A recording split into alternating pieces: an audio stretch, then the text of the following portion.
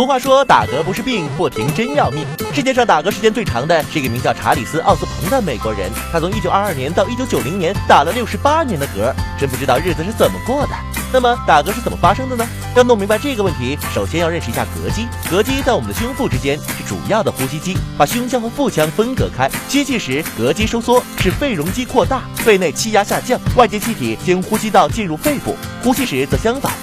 和身体其他器官一样，膈肌也有神经分布和血液供应。当引起打嗝的诱因刺激传入大脑以后，大脑就会发出指令，使膈肌出现阵发性和痉挛性的收缩，于是空气被迅速吸进肺的内部，同时气道会被关闭，气流通过时就会发出嗝的声响。像平时吃饭太快、喝水太急、吸入冷空气、吃了很辣很麻的东西，或者大笑，还有突然改变姿势等等，都有可能引起人打嗝。目前科学家还没有弄清打嗝的原因，但是这一行为在胎儿期十分常见，可见打嗝在演化上具有某种作用。研究者推测，打嗝之所以被保留下来，一是可能引导婴儿吸吮，以确保乳汁不会跑进肺里；另一个可能是让胀气从胃里排干净。打嗝大约在胎儿8周大时出现，在10至13周时到达顶峰，然后就在余生的时间里越来越少。然而也有少数不幸的人会在老年时被嗝杀了个回马枪，而且男性出现这种症状的几率比女性高9倍。虽然大部分情况下打嗝都是很正常的生理现象，但有时候也是疾病的征兆，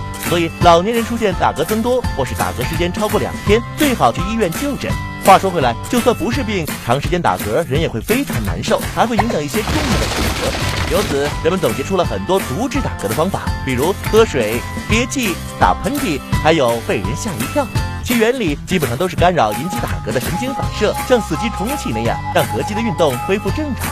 对了，还有一个简单有效的止嗝方法，用塑料袋罩住口鼻，多呼吸几次，重复吸入吐出的二氧化碳，这样血液中二氧化碳浓度升高，就会促使中枢神经调节呼吸运动，让膈肌做它该做的事。